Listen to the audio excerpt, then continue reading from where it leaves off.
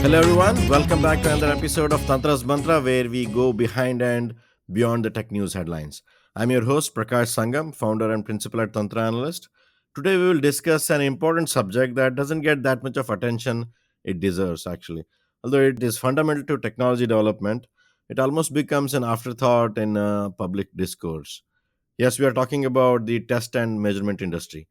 Many might think you need testing and measuring, and only after something is developed to make sure it works, right? However, many innovators among us would know that even to develop basic concepts and to try them out to understand whether they work or not and so on, you need testing and you need test instruments.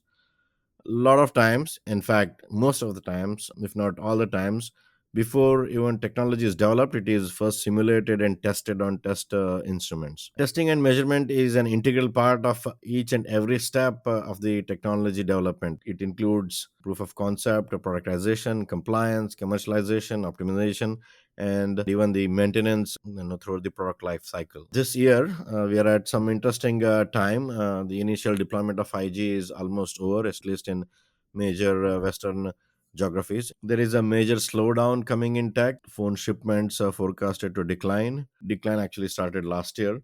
At the same time, new technologies like Wi-Fi 7 are on the horizon and expected to see ramp up this year. We don't know how the TM industry will fare during these testing times. To discuss all these questions and more, we have a special guest with us today, and that is Brad Robbins, a CEO of a leading test and measurement company called Lite Point. Brad, welcome to the Thanks for show. having me on, Prakash.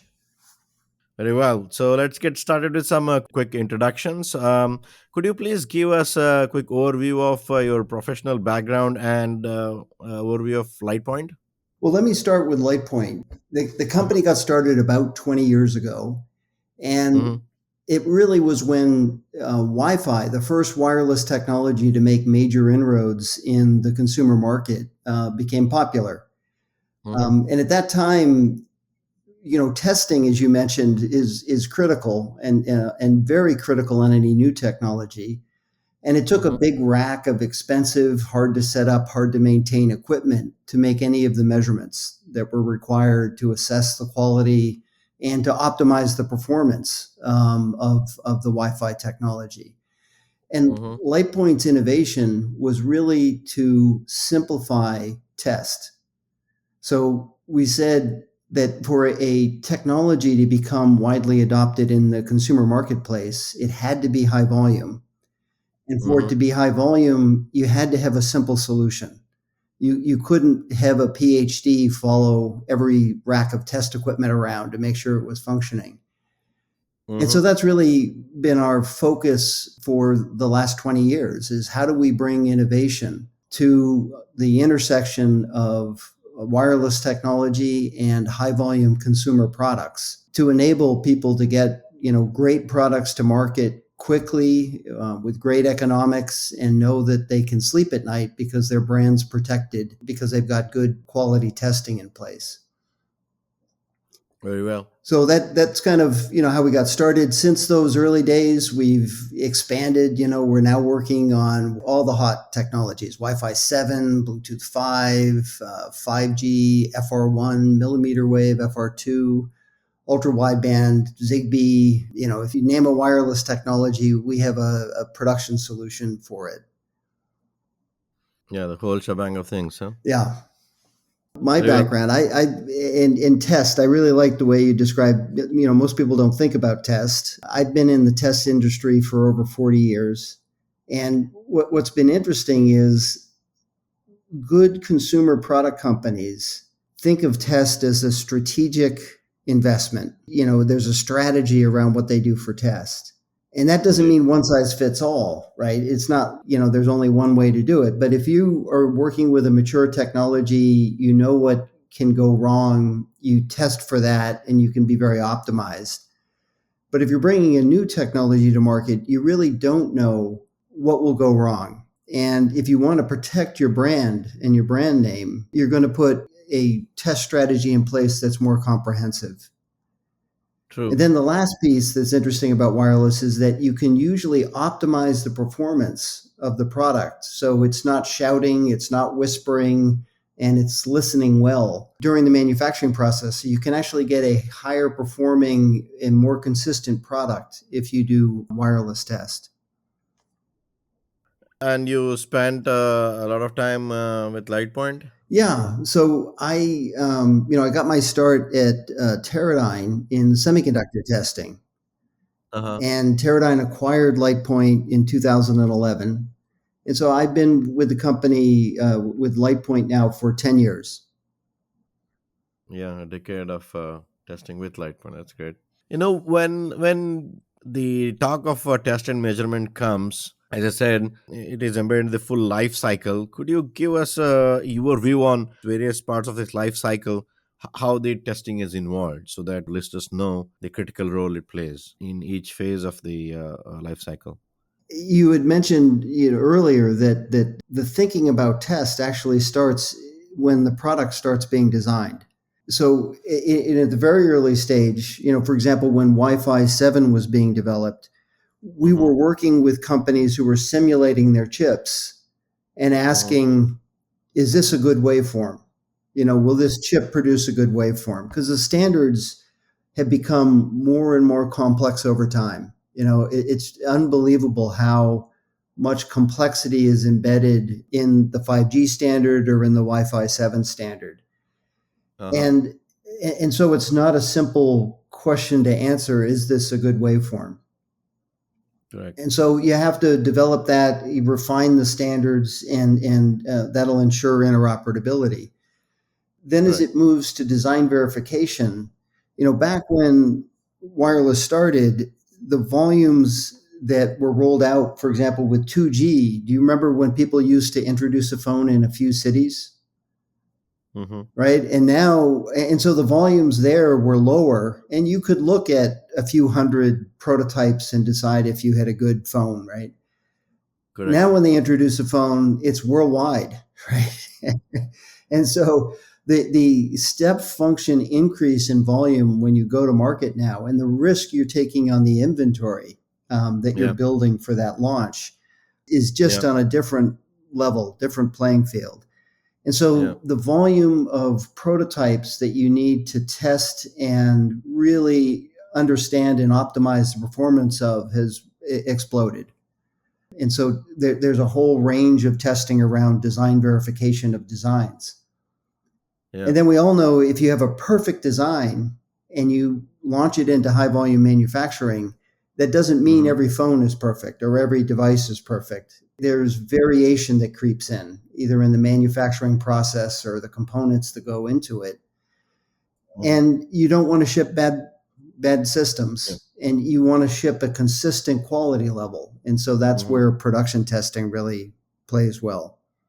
Mm-hmm. And I kind of liken the test industry a little bit to plumbing. When everything goes well, everybody's happy. But Yeah. when something goes wrong, it's a disaster.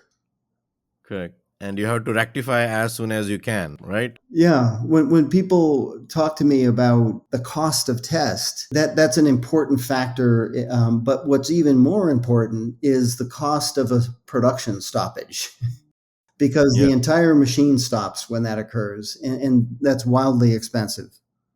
Yeah. And this, multiple phases of testing. Do you play in all parts of this life cycle testing, or focus on some specific opportunities from Lightpoint point of view? Yeah, we're not as big as some of the other general purpose test equipment companies.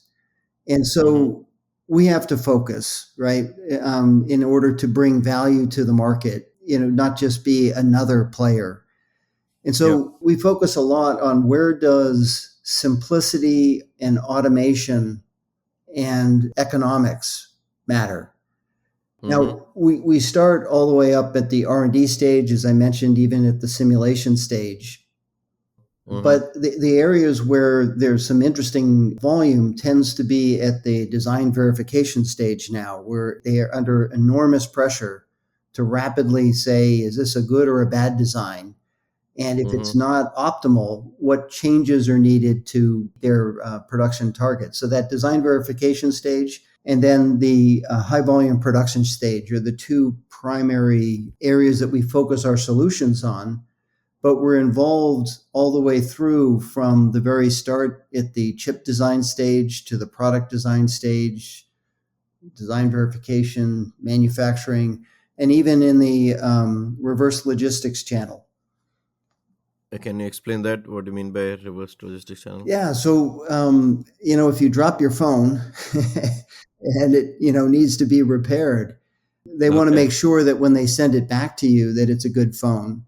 And Okay. also there's a rising market for used phones, right? Yeah. Where phones are refurbished and then resold.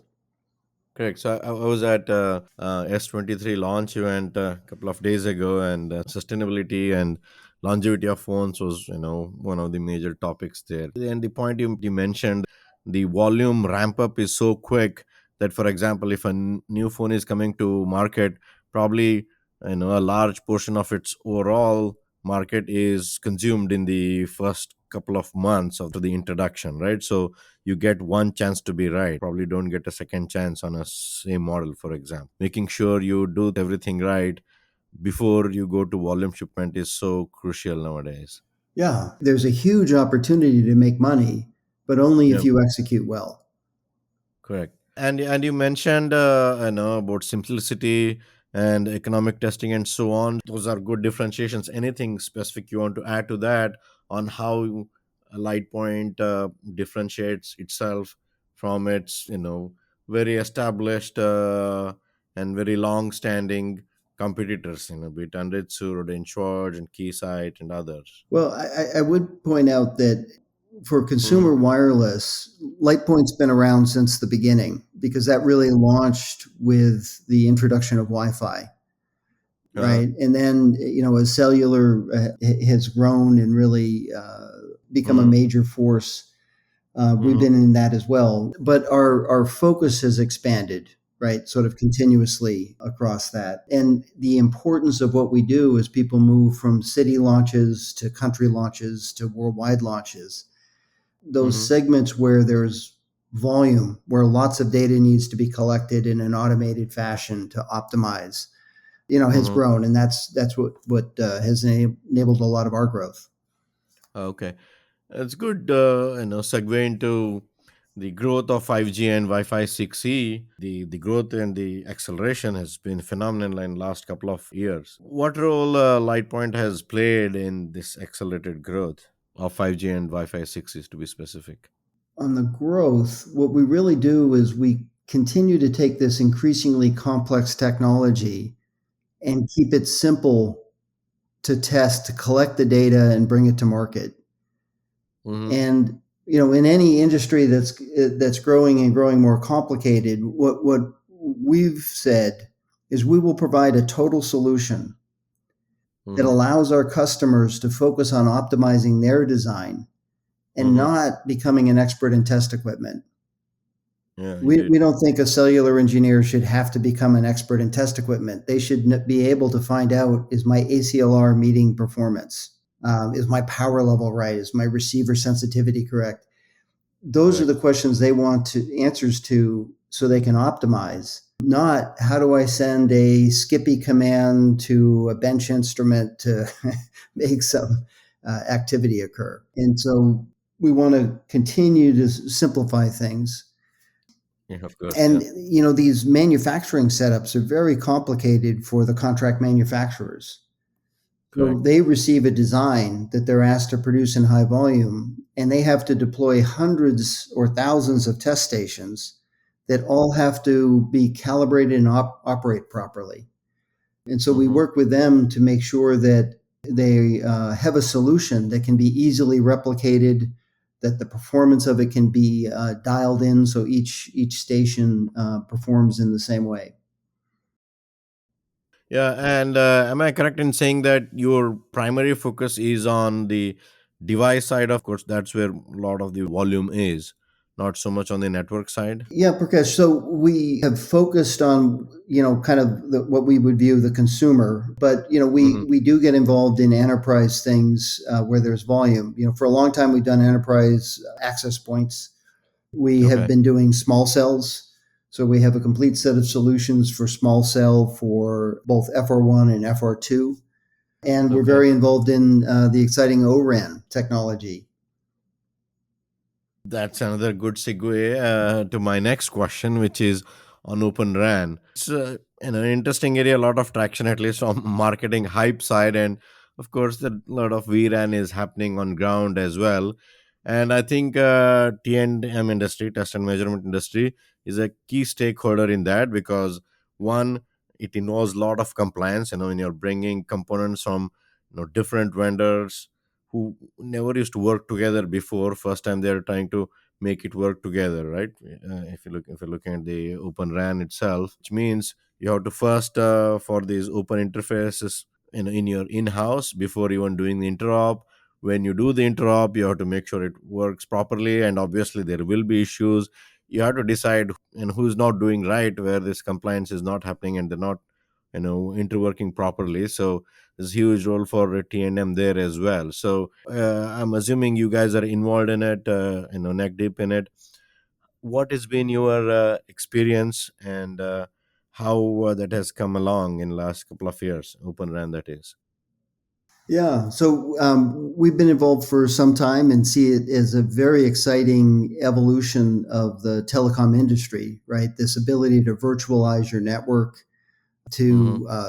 to separate the baseband unit and perhaps put it in a data center where it can be optimized and tuned, and Mm-hmm. have radio heads that can be deployed Ethernet or optical at some distance from the base station unit, and that Mm-hmm. these radio heads, because they can be decoupled now, have the ability to deploy a much denser network, which the carriers are going to need to help pay back for all the spectrum that they purchased and handle all the data traffic, right? That's just Indeed. continues to rise at an exponential rate.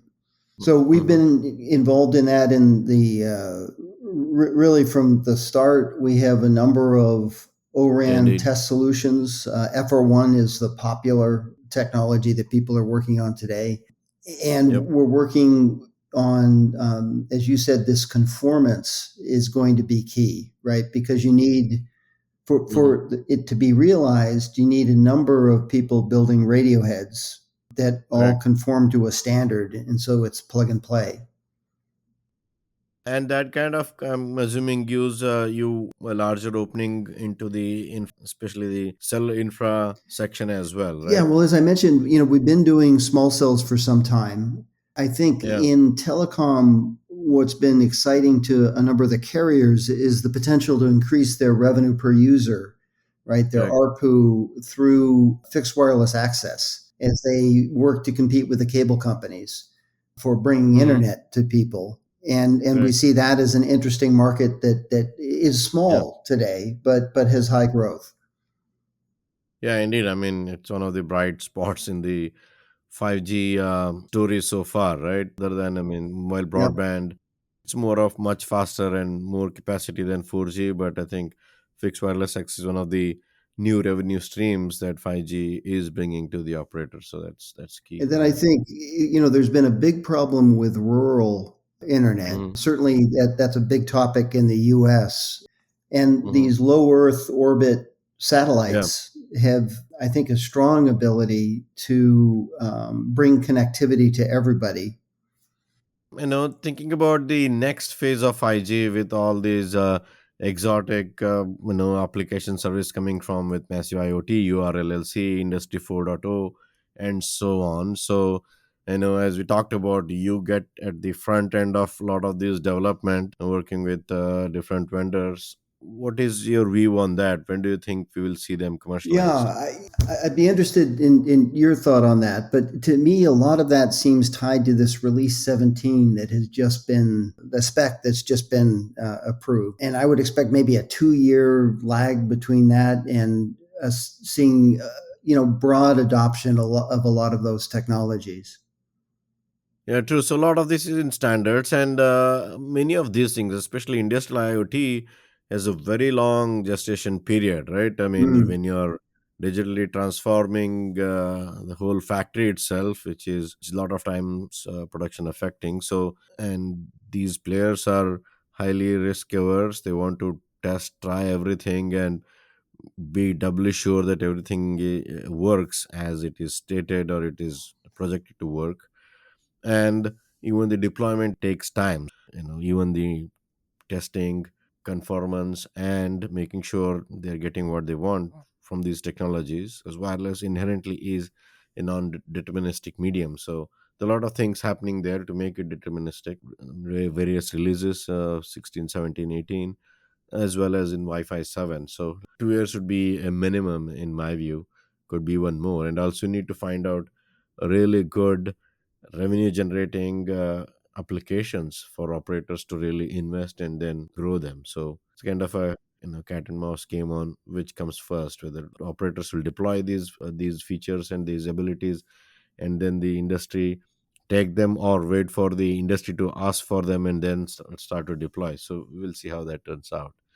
So, and as I mentioned in my monologue, 5G has seen lots of traction, but that's kind of winning down. 5G operators in the US at least are forecasting a lower infra spend Yeah. this year. The smartphones forecast is going down. If you listen to all the quarterly calls of all these players, Apple, Qualcomm, Samsung, and others.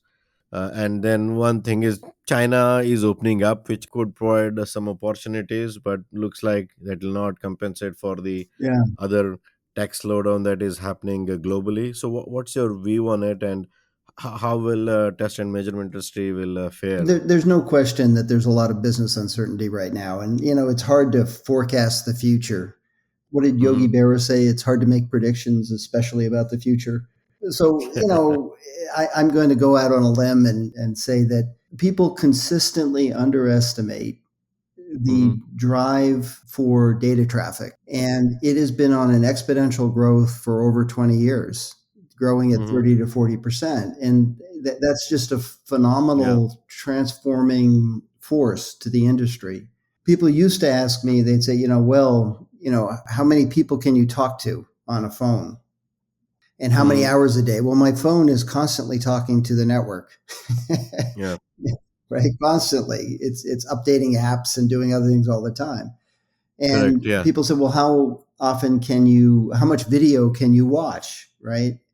Well, Yeah. what they missed was that everybody was going to put in internet cameras, and it's not Yeah. people watching things, it's computers watching cameras, right, that are going on right now.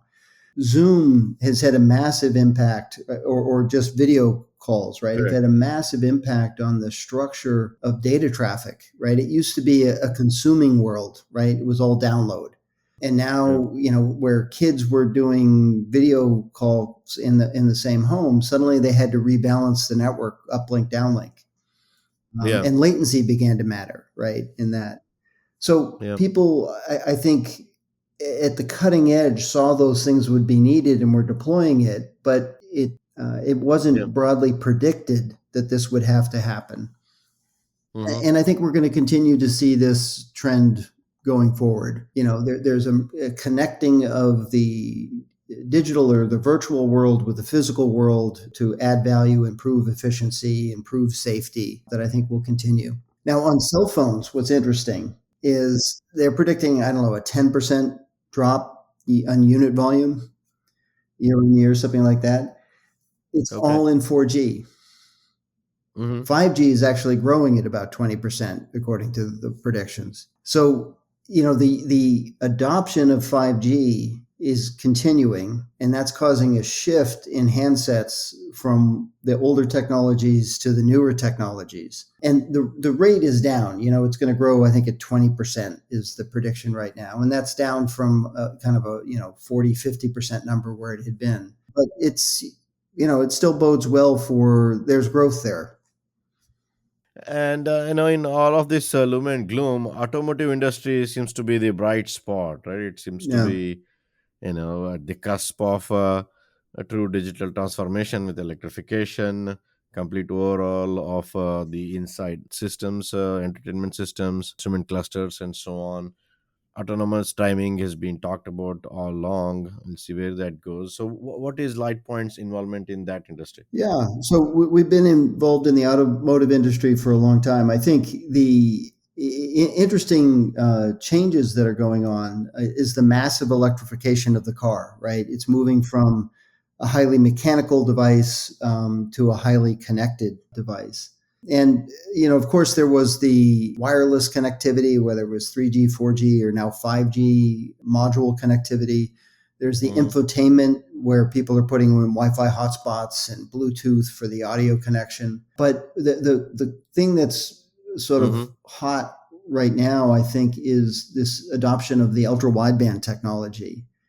And there are Mm-hmm. two interesting things that it brings. One is kind of secure access.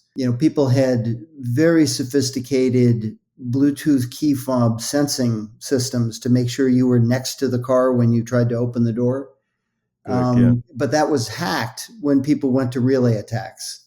And there was a Mm-hmm. lot of problems with cars in the UK where people were stealing them. And so what Yeah. ultra wideband does is it requires you to be near the car. It can sense the distance. And so that's looking very attractive to people.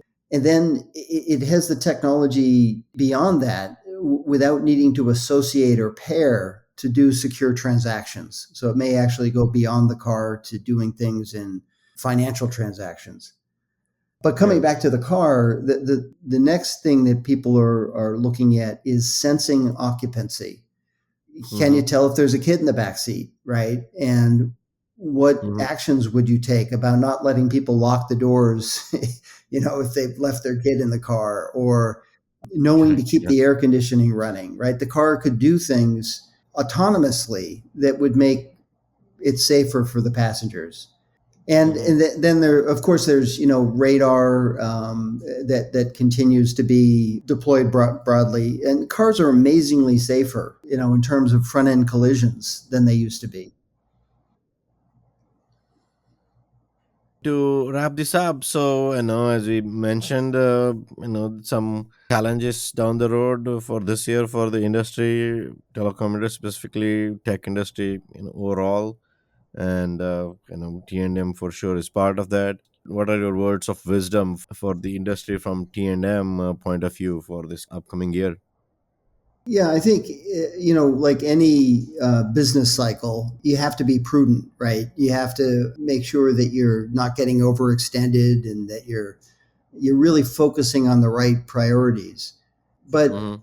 I think it's a mistake to overly focus on the short term and think that, when it's up, it's always going to be up. And when it's down, it's always going to be down. I think over the long term, the secular trends are healthy. It's a great industry. It's an Mm-hmm. important industry, and it has growth for the foreseeable future in multiple technical directions. Very well. That's a great positive note to end our conversation on. It was great discussing the role of test and measurement in technology and specifically in the telecom. Thanks for all of your insights and information that you provided. And I think we should really give T&M the rightful place in the technology space that it deserves. Indeed, will be interesting to see how this year turns out. Thanks again for coming over. Thanks, Prakash.